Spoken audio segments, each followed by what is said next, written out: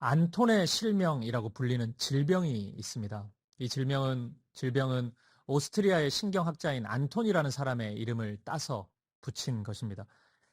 이 병은 시력을 잃은 사람들이 걸리는 질병이래요. 핵심은 이것입니다. 자신이 시력을 잃었음에도 불구하고 어떤 환각 증세로 인해서 자신은 아무런 문제가 없다고 여기는 것입니다. 그 결과 이 질병에 걸린 사람은 자신은 잘 보지 못하고 있음에도 불구하고 나는 잘 보고 있다, 이렇게 생각하는 것입니다. 예를 들어서 길을 가다가 앞이 잘 보이지 않으니까 걸려 넘어지는 경우가 있겠죠. 그럼 몸에 상처가 날 것입니다. 보이지 않아서 벌어진 일인데 이 사람은 내가 서툴러서, 내가 부주의해서 이런 일이 벌어졌구나, 자신을 탓한다는 것입니다. 현실은 앞을 잘 보지 못하는 매우 심각한 질병임에도 불구하고 모든 것을 자신의 부주의로, 자신의 실수로 돌리는 아주 무서운 질병입니다. 그런데 여러분, 저는 이 독특한 질병이 오늘 우리와 하나님과의 관계 속에서, 영적인 관계 속에서 얼마든지 일어날 수 있는 일이라고 생각됩니다. 우리도 충분히 그럴 수 있습니다. 하나님과 멀어지고 있음에도 나는 잘 살고 있다, 나는 괜찮다, 이렇게 착각할 수 있는 것입니다.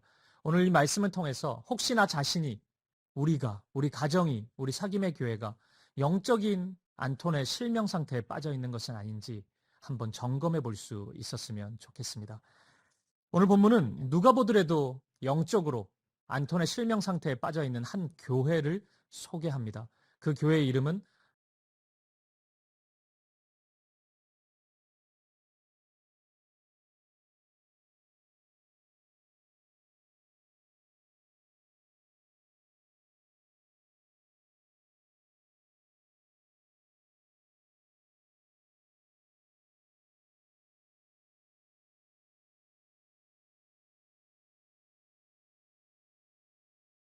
라오디게아 교회입니다. 이 교회를 이해하려면 이 교회가 위치하고 있었던 라오디게아라는 지역을 좀 알아야 합니다. 1세기 라오디게아라는 지역은 골로세라는 지역의 행정 중심지였습니다. 이 행정 중심지라는 혜택 때문인지 이 라오디게아는 크게 두 가지 면에서 큰 특징이 있었습니다. 첫 번째는 섬유 산업과 금융 등 여러 가지 산업이 이 도시에 발달해 있었다는 것입니다. 그리고 두 번째는 굉장히 유명한 의료 학교가 이 도시 안에 세워져 있었다는 것이에요. 우리식으로 이야기한다면 대기업 유치도 성공했고 모두가 가고 싶은 이 명문 대학도 이 지역 안에 들어와 있으니 당연히 이 도시의 가치는 올라갔을 것입니다. 자본주의적 관점에서 본다면 돈이 집중될 수밖에 없는 도시입니다. 이러한 이유로 라오디게아에 살고 있는 사람들은 상당히 부유했다고 알려져 있습니다. 기록에 의하면 AD 60년경에 큰 지진이 일어났는데 로마의 어떤 도움도 없이 이 도시를 다시 재건할 수 있었다고 합니다. 그래서일까요? 오늘 본문 17절에 보면 라오디게아 교회 성도들의 매우 자신감 넘치는 고백 하나가 나옵니다. 우리가 들으면 굉장히 부러워할 만한 고백인데 궁금하시죠? 무슨 고백인지. 17절 이 말씀입니다. 나는 부자라. 무슨 TV 프로 제목 같죠? 나는 가수다, 뭐 이것처럼. 나는 부자다. 얼마나 부자면은 이런 고백을 할 수 있을까요? 저도 사역을 하면서 제법 부자로 추정되는 몇몇 성도님들을 만나뵌 적이 있습니다.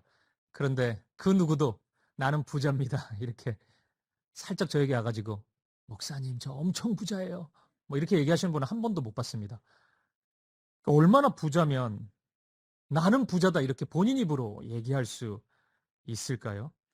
그들이 가지고 있던 부는 아마 상상하기 힘들 정도였던 것 같습니다. 하지만 라오디게아 교회 성도들이 부자였다는 사실은 그냥 단순히 잘 살았구나 그런 차원을 넘어서는 신앙적으로 매우 중요한 의미를 내포하고 있었습니다. 당시는 대부분의 나라들이 로마의 통치 가운데 있었습니다. 어마어마한 힘을 가진 로마가 식민 통치를 하고 있었어요. 로마가 통치했던 정책 중에 크게 두 가지 정책을 우리는 이해해 볼 수 있습니다. 첫 번째는 팍스 로마나라는 이름의 정책입니다. 이 말을 풀어서 우리가 이해하면 로마의 평화입니다. 뭐 식민지 통치하면서 평화라는 단어를 쓸까요? 근데 이게 로마가 추구했던 거예요. 로마가 가지고 있는 군사력, 경제력, 문화 정치적인 모든 역량을 동원해서 평화와 안녕을 보장해 주었습니다. 단 로마의 말에 충성하면요. 로마의 말에 충성하면 로마는 이 모든 혜택을 허락해 주었습니다. 데살로니가전서 5장 2절 3절에 보면 바울이 이런 말씀을 해요. 너희가 평안하다 안전하다 할 그때 주의 날이 도둑같이 임할 것이다. 많이 들어보셨죠? 이 말씀을 합니다. 이 말씀 속에서 평안하다 안전하다 이 고백이 이 구호가 팍스 로마나의 구호였습니다. 팍스 로마나의 통치 아래 있었던 사람들은 로마의 말 잘 들으면서 경제적인 번영을 누릴 수 있었기 때문에 우리가 평안하다 안전하다 이렇게 고백할 수 있었습니다. 로마 말 잘 듣는 것 이것이 로마가 취했던 팍스 로마나의 정책이었습니다. 그리고 두 번째는 이 로마의 황제 가이사, 우리가 시저라고 많이 들었죠. 이 사람에 대한 그 신앙적인 고백을 했어야 된다는 겁니다. 1세기 당시에 우리가 예수님을 가리켜 지금 고백하는 주님, 주 이런 고백은 1세기 당시에는 로마 황제를 가리키는 표현이었습니다. 근데 예수님을 믿는 사람들은 1세기 당시 초대교회 성도들은 로마 황제를 주님이라고 고백하지 않고 예수님을 주님이라고 고백하는 사람들 아닙니까? 근데 로마는 황제를 숭배하기를 바랬거든요. 여기서 충돌이 일어날 수밖에 없었겠죠. 1세기 당시 초대교회 성도들은 로마와 부딪힐 수밖에 없었습니다. 그 결과 황제 숭배를 거부하고 예수를 주와 그리스도로 고백하게 되면 로마가 약속해주는 이 팍스 로마나의 경제적인 평안, 안녕 이런 것을 보장받을 수 없었습니다. 곧 이 말은 초대교회 성도들 상당수는 우리 순장님들 방금 드렸던 고백처럼 환난, 가난, 고난, 수고로움 속에서 신앙생활을 할 수밖에 없었다는 것입니다. 이런 1세기 상황을 고려한다면 오늘 라오디게아 교회가 부자가 된 것에는 의심스러운 구석이 한두 가지가 아닙니다. 그들은 단순히 어떤 자본주의 시스템 속에서 열심히 일을 해가지고 돈을 그냥 자연스럽게 많이 벌어서 부자가 되지 않았을 가능성이 큽니다. 삶 속에서 수시로 하나님을 향한 신앙을 버렸을 가능성이 굉장히 큽니다. 아마도 예수님보다는 세상의 힘인 가이사를 따르고 로마의 악한 정책에 동조하는 것에 더 익숙하였는지도 모르겠습니다. 세상과 동화되는 것에 더 능숙하고 세상의 길을 따라가는 것이 더 익숙한 사람들이었을 것입니다. 그러면서도 뭐 대단한 하나님의 축복이라도 받았냐? 나는 부자입니다. 이것을 아주 당당하게 고백하면서 살았던 것입니다. 이런 이유 때문이겠죠. 우리 주님은 이런 라오디게아 교회를 향해서 매우 강한 책망을 하십니다. 그것이 오늘 본문 17절 말씀입니다. 굉장히 강한 책망이니까 마음을 단단히 먹고 우리 이 말씀 한 절을 읽어보도록 하겠습니다. 시작. 내가 말하기를 나는 부자라 부요하여 부족한 것이 없다 하나 내 공고한 것과 가련한 것과 가난한 것과 눈먼 것과 벌거벗은 것을 알지 못하는도다. 아멘. 주님은 라오디게아 교회를 향해서 너무나 분명히 말씀하십니다. 너희들은 지금 부자라고 외치고 있지만 그것을 자랑하고 있지만 실제 너희의 속사람은 너희의 영혼은 가련하고 공고하고 가난하고 눈이 멀었고 벌거벗은 상태이다. 이렇게 말씀합니다. 라오디게아 교회 성도들의 눈에 보이는 현실은 점점 흥황해 갔을지 모르겠지만 그들의 영혼은 더욱 핍절해져 가고 말라져 가고 있었던 것입니다. 요한계시록 2장 9절에 보면 요한계시록 2장과 3장이 초대 7교회를 향한 주님의 말씀인데 2장 9절에는 두 번째 교회는 서머나 교회를 향한 주님의 말씀이 있습니다. 이런 말씀입니다. 제가 읽어보죠. 내가 내 환난과 궁핍을 알거니와 실상은 내가 부요한 자니라. 자칭 유대인이라 하는 자들의 비방도 알거니와 실상은 유대인이 아니요 사탄의 회당이라. 서머나 교회는 극심한 환난과 궁핍을 경험하고 있었습니다. 주님도 이 사실을 알고 계셨어요. 주님은 서머나 교회의 현실을 하나하나 알고 계셨고 보고 계셨고 기억하고 계셨습니다. 우리가 성경 읽다 보면 주님이 어떤 성도나 교회를 향해서 가난에 대해서 언급하는 거, 그거 많이 찾아보기가 힘듭니다. 근데 유독 서머나 교회를 향해서는 너희가 가난하다. 내가 너희의 가난을 다 알고 있다. 이렇게 말씀하십니다. 저는 그 이유를 진짜 가난했기 때문이 아닐까 이렇게 생각합니다. 서머나 교회의 가난은 그냥 상대적으로 조금 힘들 정도가 아니고 절대적으로 고통을 불러일으켰던 가난과 궁핍이었던 것 같습니다. 그런데 여기에 반전이 있어요. 이어지는 말씀입니다. 내가 내 환난과 궁핍을 알거니와 실상은 네가 부요한 자니라. 실상은 부요하다고 주님은 서머나 교회를 향해서 말씀하고 있는 것입니다. 이게 무슨 의미입니까? 숨겨놓은 재산이 있습니까? 자신들이 모르는 땅이 있습니까? 그게 아니죠. 주님은 서머나 교회 성도들의 영적인 상태를 진단하고 말씀하고 있는 것입니다. 서머나 교회 성도들의 삶은 마치 사막과 같이 메마른 삶이지만 세상적인 위로와 격려를 받을 수 없는 형편이었지만 그들의 영혼은 살찌고 있었던 것입니다. 주님의 말씀으로, 주님의 사랑으로 더욱더 풍성해지고 풍요로워지고 있었던 것입니다. 여러분 보십시오. 서머나 교회를 향한 말씀과 라오디게아 교회를 향한 말씀이 너무 대조적이지 않습니까? 이 차이는 어디서 온 것입니까? 다른 시대 교회입니까? 아닙니다. 같은 시대의 교회입니다. 옆 동네 교회입니다. 로마의 압제가 있었다고요? 같이 로마의 통치 아래 있었습니다.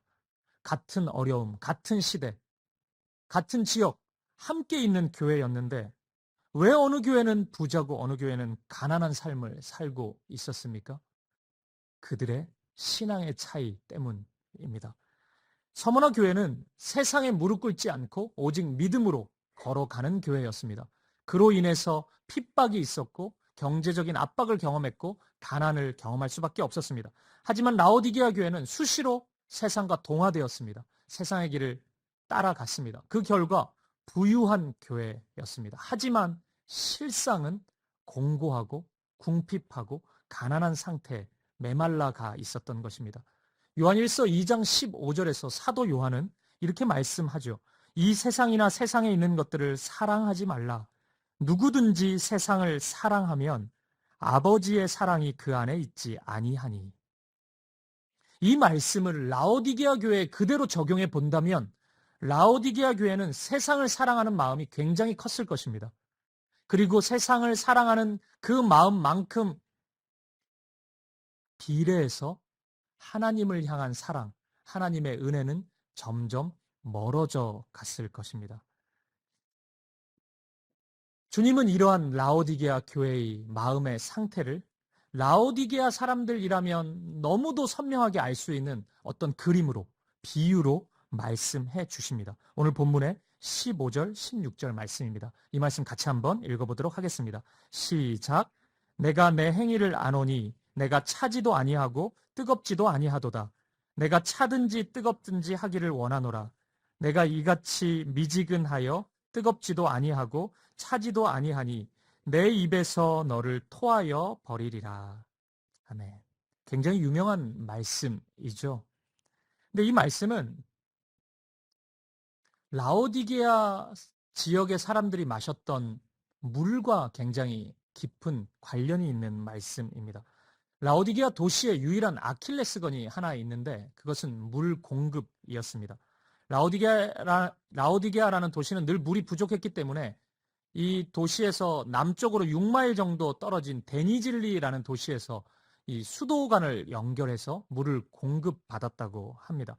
그런데 이렇게 긴 거리를 수도관 연결해서 물을 공급받다 보니까 두 가지 문제가 발생했다고 해요. 첫 번째는 군사적으로 굉장히 취약할 수밖에 없었다는 것입니다. 전쟁이 나면은 이 수도관을 끊어버리면은 물을 공급받지 못하지 않습니까?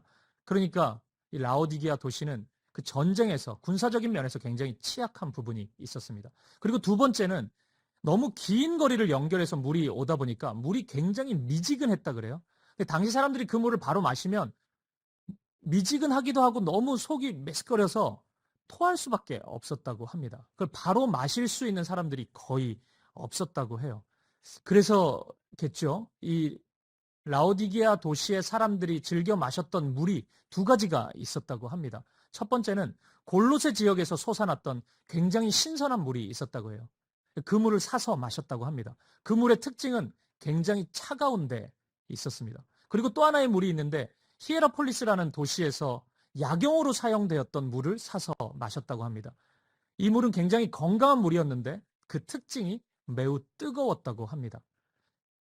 이 라오디게아 도시의 사람들이 마셨던 물은 차가웠던 골로새의 물이나 히에라폴리스에서 사왔던 약용으로 쓰였던 뜨거운 물, 차갑든지 뜨겁든지 이 둘 중에 하나의 물을 마셨던 거예요. 그리고 자신의 지역에서 났던 그 물은 미지근해서 토가 나올 정도였기 때문에 마실 수 없었던 것입니다. 이렇게 물에 대한 아픔이 있고 아킬레스건이 있는 관심이 지대한 라오디게아 교회 사람들에게, 특히나 미지근한 물은 입에도 되지 않던 이 부자 동네 사람들에게 주님은 이렇게 말씀하시는 거죠. 너희가 바로 차갑지도 뜨겁지도 않은 그 미지근한 물과 같은 사람들이다. 너희를 보면서, 너희의 믿음을 보면서, 너희의 신앙 상태를 보면서 내가 토가 나올 지경이다. 이렇게 주님은 말씀하셨던 것입니다. 구약 성경의 말라기 성경, 제일 마지막 성경인 말라기서를 보면 하나님께서 당시 이스라엘 백성들의 예배를 바라보시면서 오늘 본문과 굉장히 비슷한 말씀을 하세요. 하나님이 이스라엘에게 내가 너희의 예배를 도저히 받을 수 없다. 너희가 예배하는 모습을 지켜보는 것이 굉장히 고통스럽고 힘들다. 이런 말씀을 하십니다. 이 당시 이스라엘의 예배는 진짜 형편없었습니다. 하나님을 향한 사랑의 마음이 조금도 없었습니다. 진짜 귀찮아서 마지못해 드리는 예배였습니다. 주님이 그 모습을 바라보시면서 가졌던 마음은 너무 고통이고 큰 아픔이었습니다. 한 절만 찾아보겠습니다. 말라기 1장 13절입니다. 이 말씀을 같이 한번 읽어보죠. 시작. 만군의 여호와가 이르노라 너희가 또 말하기를 이 일이 얼마나 번거로운고 하며 코웃음 치고 훔친 물건과 저는 것, 병든 것을 가져왔느니라. 너희가 이같이 봉헌물을 가져오니 내가 그것을 너희 손에서 받겠느냐? 이는 여호와의 말이니라. 이 사람들이 예배를 무척이나 번거롭게 생각했던 것 같습니다. 하나님 앞에서 드리는 예배 행위에 대해서 굉장히 가짱케 여기고 코웃음 치고, 그 당시에는 구약 시대이니까 하나님께 제물을 드렸잖아요. 예배 때마다. 그거 뭐 내가 쓰지도 않는 거 막 가지고 오고, 그러니까 막 뭐 버리기 직전에 이런 거 가지고 와서 하나님께 드렸던 것 같아요. 그러면서 내가 드리지 않았냐? 내가 예배 시간 지키지 않았냐? 하나님 복을 주셔야지. 뭐 이런 식으로 생각했던 것 같습니다. 이스라엘 스스로는 큰 문제가 없다고 여겼던 것 같아요. 이때 하나님은 분명히 말씀하십니다. 내가 그것을 받았겠느냐? 이렇게 말씀하세요. 말라기서를 읽어보면 우리 하나님이 너무도 선명히 말씀하십니다. 내가 너희의 예배를 받았을 것이라고 생각하느냐? 너희가 예배한다 그러면 나는 무조건 받는 자냐? 내가 그냥 그것을 다 기쁘게 여겼을 것이라고 생각하냐? 이렇게 하나님이 말씀하십니다. 저는 이 말라기 말씀을 통해서 오늘 본문에 나타나는 라오디게아 교회 성도들의 신앙생활이 그려져요.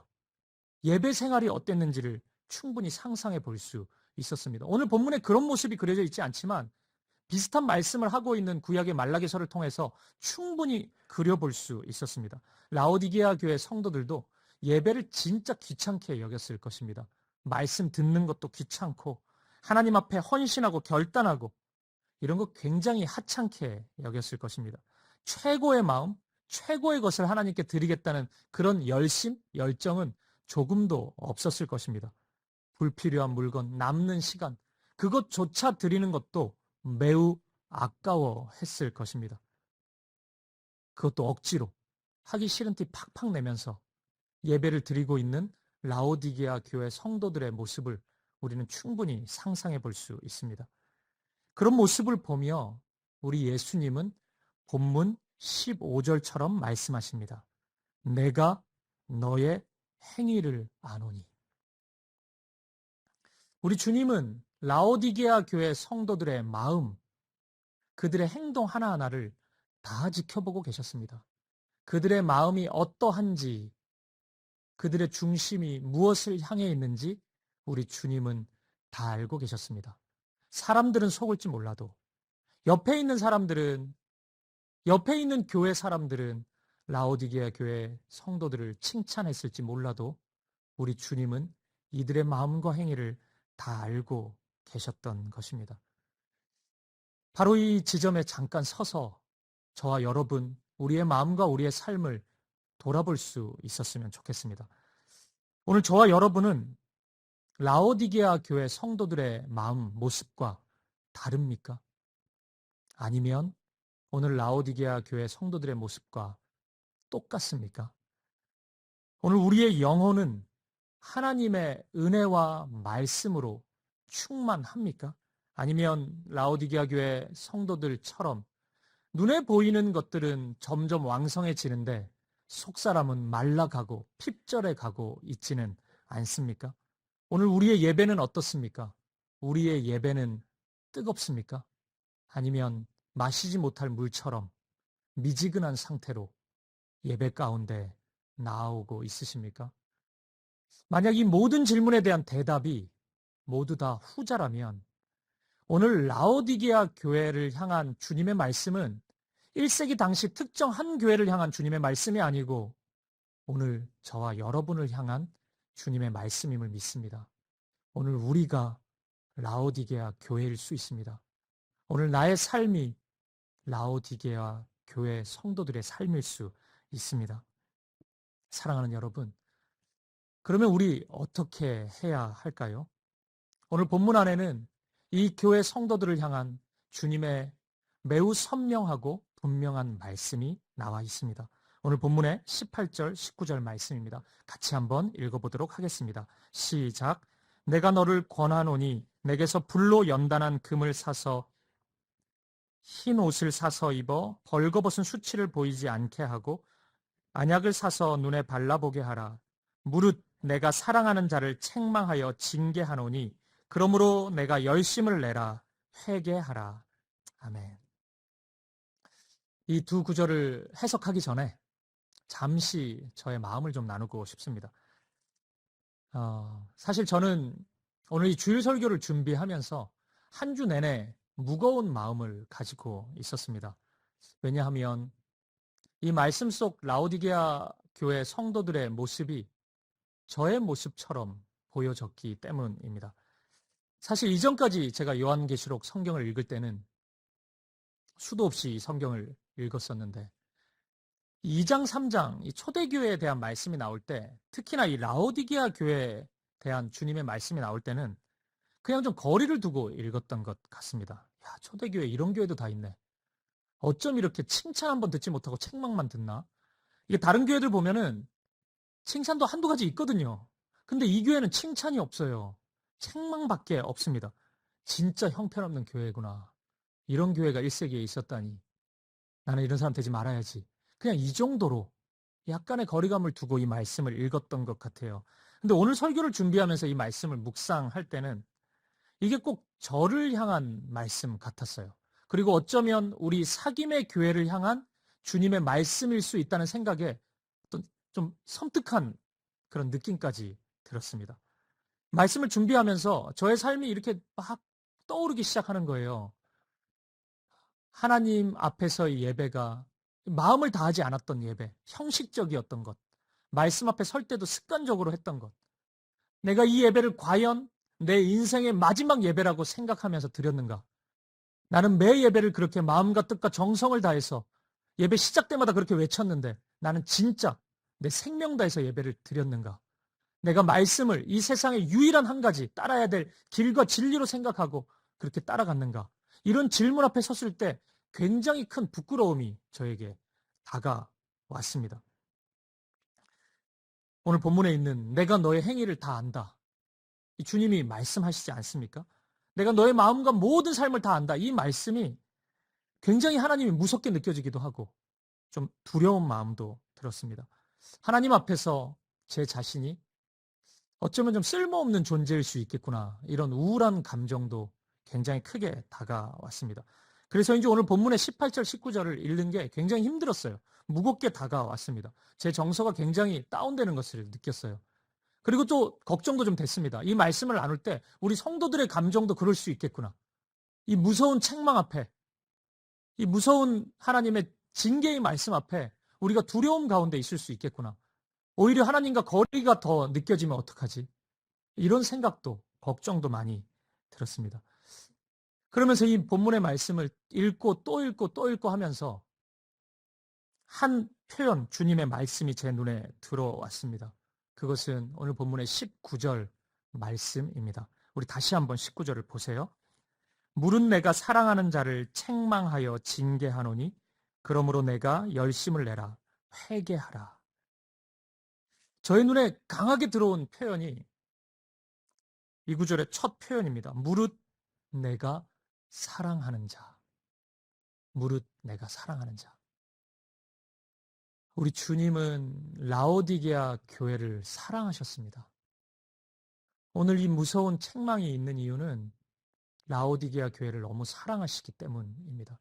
주님의 마음속에는 라오디게아 교회가 무너졌으면 좋겠다는 마음이 조금도 없습니다.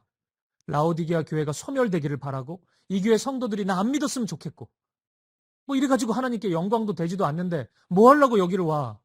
이렇게 마음도 없이 예배 드릴 건데 뭐 하려고 예배의 자리에 와. 이런 마음을 우리 주님은 조금도 가지지 않으셨던 거예요.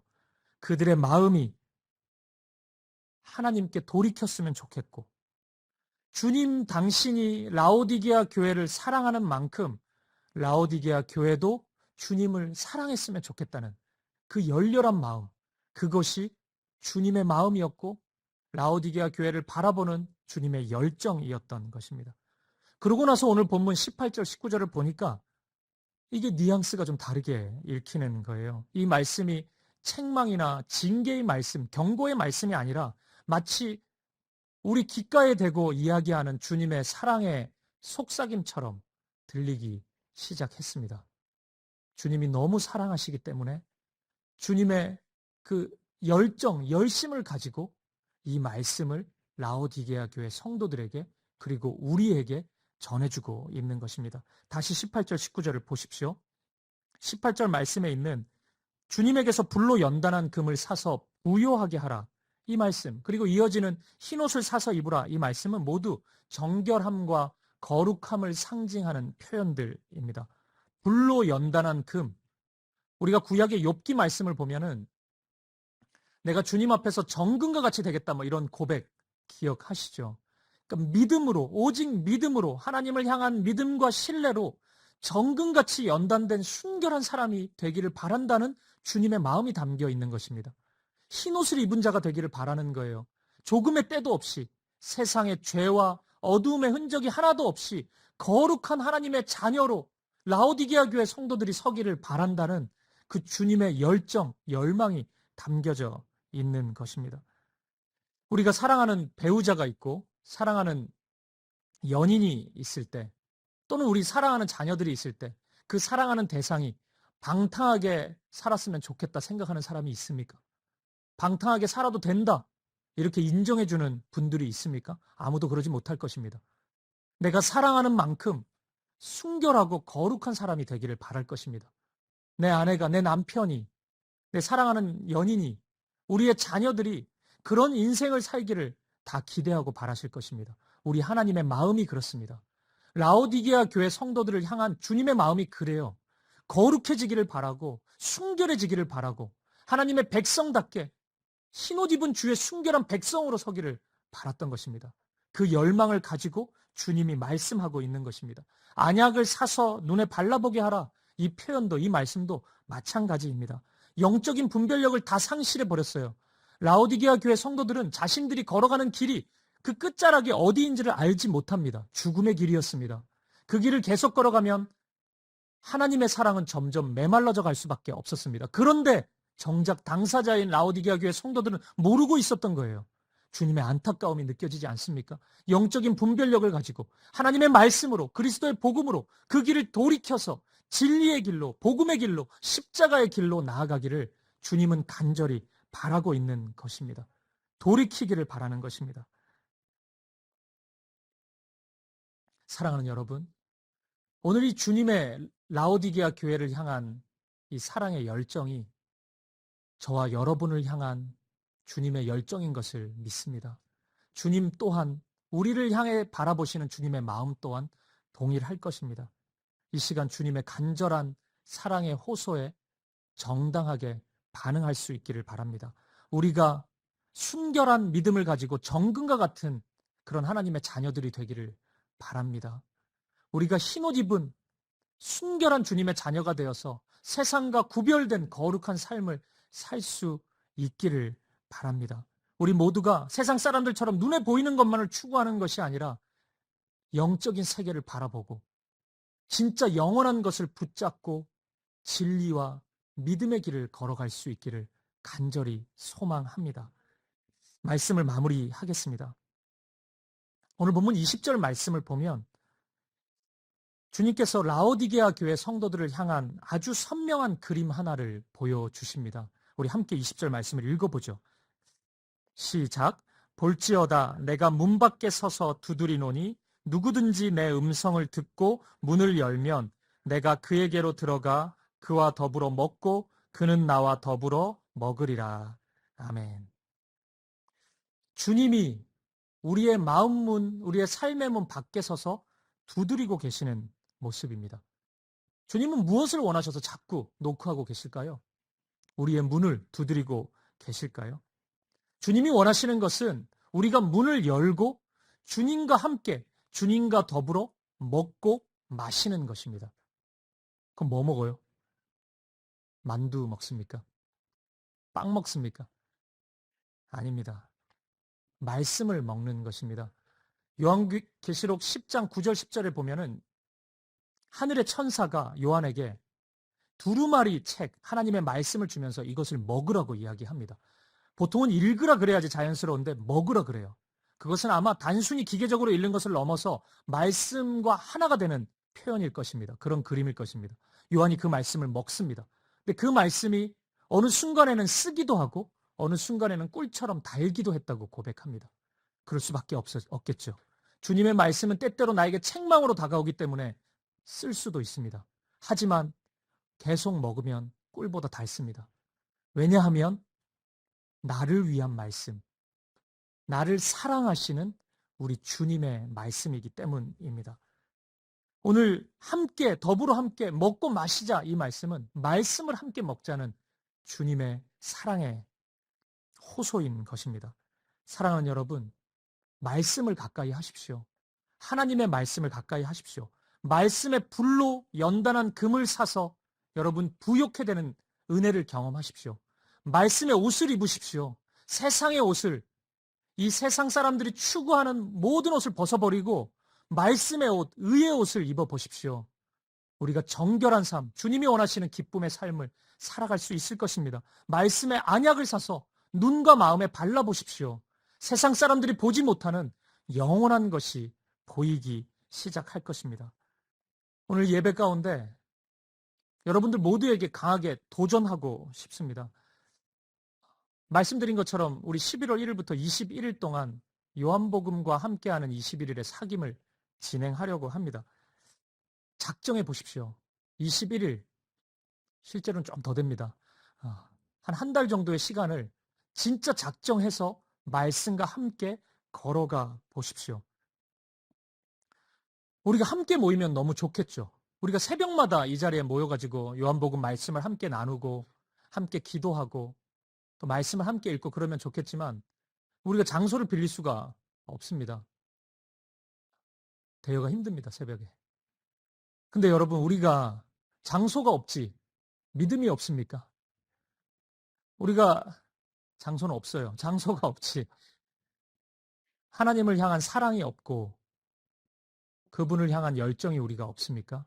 저는 그렇지 않다고 생각합니다. 중요한 것은 우리의 마음입니다. 그 마음으로 결단하는 것이 필요합니다. 요한복음 말씀을 함께 더불어 먹어보죠. 요한복음 말씀을 우리의 마음에 한번 발라보죠. 어떤 일이 일어날지, 하나님의 어떤 생명의 역사가 저와 여러분의 삶 가운데 나타날지 시도해 보는 것입니다. 이 21일을 준비하면서 제가 날마다 상상합니다. 어떤 열매가 나타났으면 좋겠는지 그 상상으로 또 하나님께 기도드립니다. 이런 일이 일어나게 해달라고.